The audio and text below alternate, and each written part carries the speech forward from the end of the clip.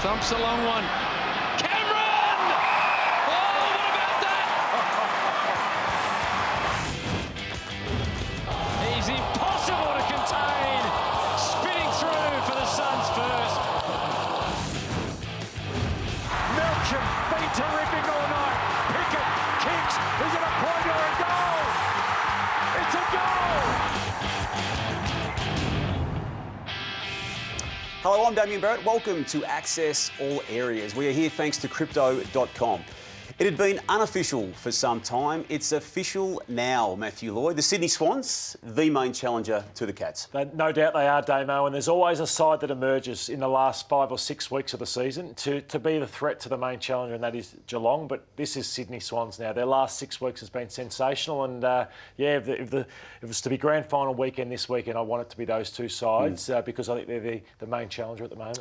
They pulled apart in a way that no one has been able to do for some time. Collingwood Footy Club yesterday at the SCG, Lloyd. They did it in typical Sydney Swans style. That man there being prepared to pass off to better options. It's a sign of the whole club operating this way.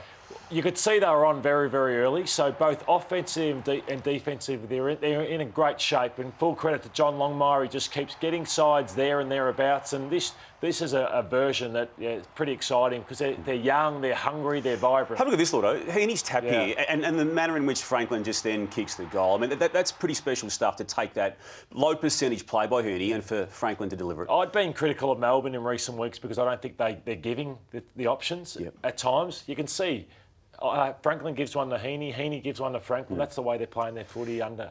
That's the Swans' way. And Franklin's last month, it's getting lost in this overall picture. 3 goals, 4 goals, 3 goals. He's in as good a form as he's been for probably 4 or 5 years. Yeah, and you wouldn't want to leave. So I think that it's a nice place to be, just not for the next month, but also next year of your buddy Franklin. We've seen what Collingwood can do at any stage of any game with a deficit. They were surging again yesterday. Brody Mychek had the goal, and it was a 95% chance at the moment he picked it up that it was going to go through. But Dane Rampy had the Heath Shaw on Nick Revold moment, crept up on him like a librarian.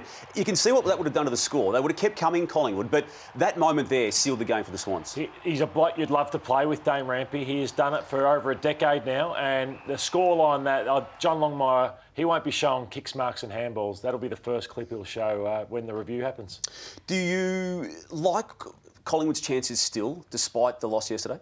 I think losing Taylor Adams and then when Jordan De Goey goes out of the side as well, their depth through the midfield. I think last week, even against Melbourne, I didn't like many aspects of it. They got out of jail, but they still won the game. I think this is a good thing for them to have a loss and for Craig McRae to go, OK, we've been limping over the line or getting lucky in some games, but we got a reality check yesterday. So I think if they can win a final, it'd be a great season for them, but I don't expect them to be in the last 4. Yeah. I think we got to see what Ed Langdon was referring to a week earlier, didn't we? Like the all duck, no dinner and the one-trick pony. Now, it played out, I reckon, a week later than Ed actually said it. They've won 11 in a row, so they've been up for a long, long time. So I think we'll see the true Collingwood. You'd see against Carlton this weekend. Yep. From the very top of the ladder, we'll go down toward the bottom with Essendon's performance against Port Adelaide. Lordo, it was a disastrous game. 84-point loss, the worst under Ben Rutten's time as a Bombers coach. And these are the numbers that are damning. So in isolation, the round 22 loss was really,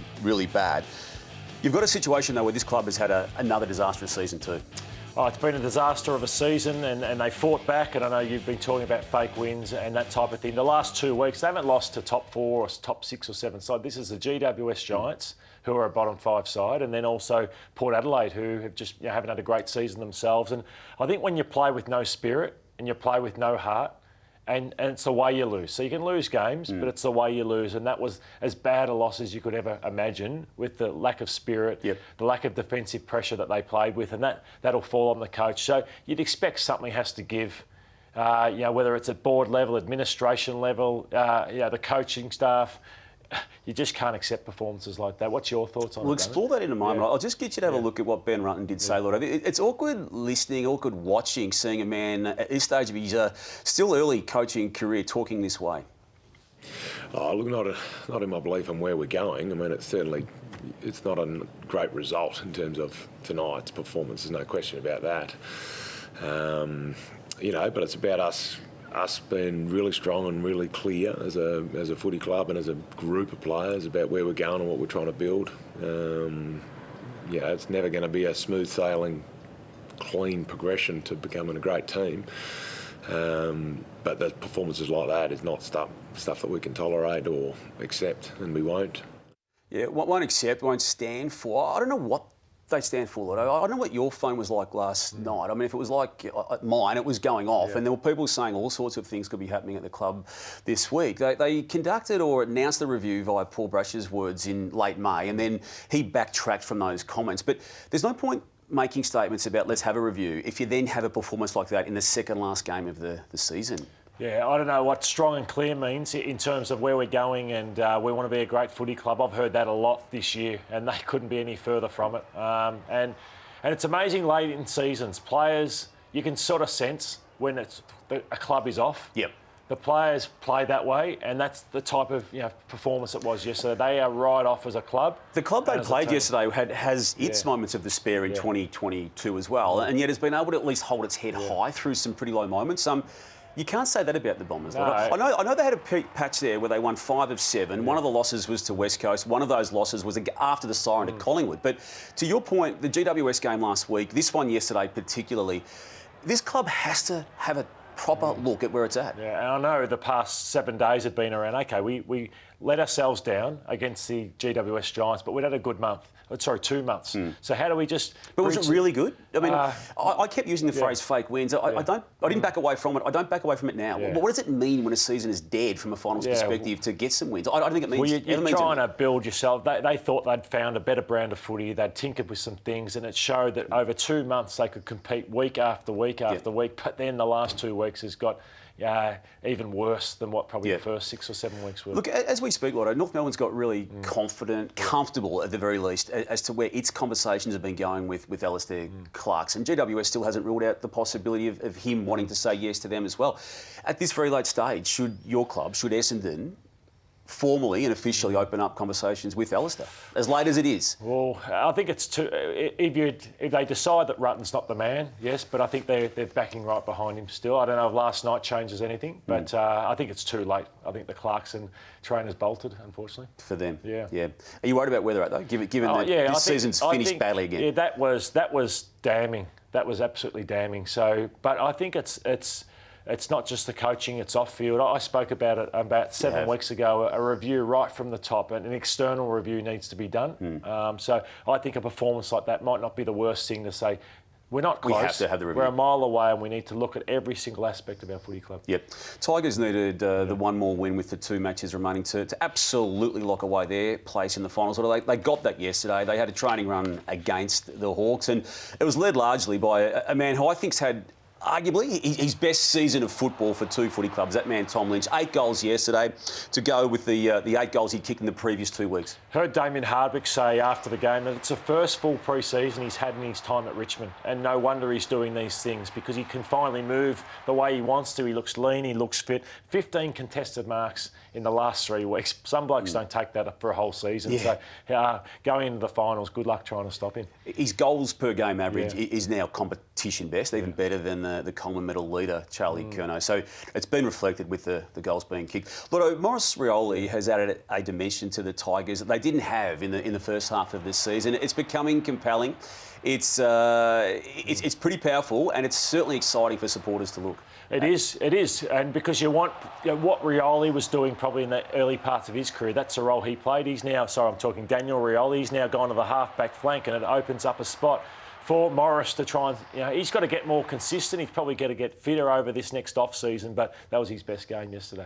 The Blues threw away a big chance, didn't they? A big moment. They did well, but lost the game of footy against Melbourne to basically leave themselves with the need to win against Collingwood in the last game to get there. Yeah, being there against Melbourne, I thought an area everyone's focused on the last 3 or 4 minutes, but I reckon aerially they got caught out. So I think Pitnet's an issue for them in the ruck. I think that the Koning's obviously got left out. I think does he need to just come back in to just go with him? Yeah, potentially. Yeah, it's probably a horses for courses, so they're not too tall. They had Jack Silvani who played as a mobile player, but I just thought there was moments in the air. They got beaten 22-12 contested marks. So I don't think Collingwood Collingwood will trouble them in the air like this, but I think that, letting this stuff like that happen with Melsham late, Ben Brown late, Gawn, Jackson. I think Wiedering's probably not in the form we would have hoped for. They've dropped him 3 times now. Who's that, sorry? I was saying Wiedering's probably not where he would like to be, and also Lewis Young as well. Yep. Lotto, because Pickett had a moment late against Collingwood the previous week that he'd like to have back over again, and this is that moment. Now, it might have been lost in what happened in this game, but he just needed to get hands on ball there. Yeah, he wasn't hard enough there, and it's a brutal game. They're up by a point, and the Dacoses make you pay with that. So he would have seen that in the review. They wouldn't embarrass him, but then a week on, you're in a similar position. He didn't have to confront a ground ball with players coming at him, but he worked that hard to get to that spot. And, it's great reward for him for effort. Yep. The Saints and Lions game, Lordo, was dominated by the Max King storyline. Unfortunately for Max King, 5 shots at goal, no goals, 5 behinds. You've had a lot to say about this. So I don't want to dredge up everything you've been saying in the past 48 hours and even 18 months. But there's a problem there. The club was so defiant via Brett Ratton post-match that they wouldn't be seeking outside help, inclusive potentially of yourself. But they've now conceded that he does need some help with what is going on here with a very, very poor technique. So that's changed since post-match, has it? Yeah.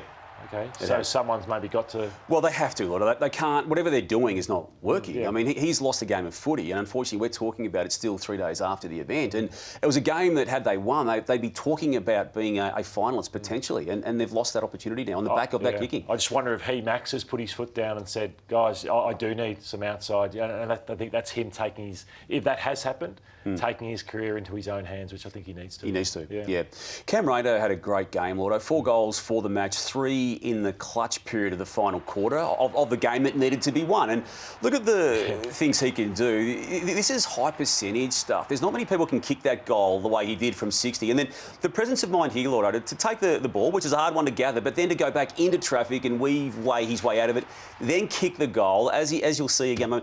There's an elite talent there. It's starting to come out. And I'm really glad for him because of the knee injury he suffered last year. People forgot he was, I reckon, putting together a nice career before that moment. There's a lot of players in the game who rack up big numbers but don't hurt you, whereas he doesn't need to have more than 15 or 16, but everyone counts for Cameron Rayner, and he changed the course of the game on Friday night and it's given him a chance to be top 4. That was outstanding. Yep. Best man on the ground. Yeah, by some way, I think. The Cats were clinical, they were methodical, they were no fuss, as they've been for most of the year against the Suns. Lordo, they're unselfish too with what we're about to see here. I mean, there's so many highlights to this club, but it is the overall preparedness just to bring other teammates into it that is worth highlighting. It's a stressful industry, the AFL industry, but they are playing with a smile on their face. 12 wins in a row. They're not relying on individuals. Look at this. This guy here is not renowned for this at times. Now, Gary Rowan takes it on here. Now, just have a look at what Jeremy Cameron does in the foreground of this shot here after the mark's been taken there by Paddy Dangerfield. He wants to go and celebrate with Rowan. That's pretty special. And I think he does cop a bad rap, Gary, but they love him for those aspects and why he gets picked. And their ability, Damo, to be set up defensively and then punish the opposition on the offence. They're doing it to teams week in and week out. They're actually toying with teams, aren't they? Particularly ones like the Suns, who I'm really disappointed with, Lordo. Now, there's some at the club, and I get what they say too. They're on the right track, and maybe they are, but I reckon they had a chance to make more of a statement than they've done this year. But they've fallen away. The moment that finals became a possibility. Now, that they may realise and think that they're not ready for that at the moment, I don't know, but 2-6 in the past 8 weeks, and look at what's happened with their key numbers. That wasn't what got them to that point of that season. That's bottom 4, bottom 5 stuff. Over an 8-week period, 14th for points for and 16th for points against, and just capitulating in games. That was as bad as they played all year, I think, on the weekend, Dockers are going nicely, aren't they? Really, really nice when it's all said and done, coming from outside the 8 last year to being a live chance right now. Sean Darcy's had a quiet-ish patch, Lordo, for the last maybe 6 to 8 weeks, but was best of field in the Derby, the Ross Glendinning medal recipient. It got us thinking, how does it work next year with Luke Jackson, as we expect, joins? He was enormous, just huge with what he did. I think it was 50-plus hit-outs on the game. So I think I'm all for it, though. When Luke Jackson is available and you can get him into your club, they'll make it work. I think Jackson and Darcy, I look forward to watching it next season. And the hierarchy is Darcy's the number 1, as Gawn is at Melbourne now, and Jackson number 2, surely. Yeah, and I wonder if Jackson could be a ruck rover at times. He could be get back behind the ball. He can be forward. You can do a lot of things with Luke Jackson. We haven't done this year yet, Lordo, but we're making a double-up brave play of the week for Crypto.com to Ben Cunnington. We highlighted him in this space last week when he returned through the VFL This is a bigger and better and far more momentous story. Back in the AFL with 18 touches, 17 touches, 3 clearances, and a smile on the face and beautiful words that accompanied the return to football after 2 bouts of serious cancer. Yeah, you don't get to hear him speak much, but it was so good to hear him after the game speak about what he's been through, the emotions of his wife as he ran out and seeing the kids there. And he's their best player, so still is. For a bit of luck, he can get a full season next year. And loved how he was able to talk about coming back this year, getting him ready for next year. I mean, it was really beautiful to hear him speak the way he did. It's great that he can get a taste of it this year, and perfect way to go into pre-season. Thanks as always, Lloyd. Stay with afl.com.au and the AFL Live app for all you need to know leading into the final round of the 2022 season. We'll be back next week with more Access All Areas.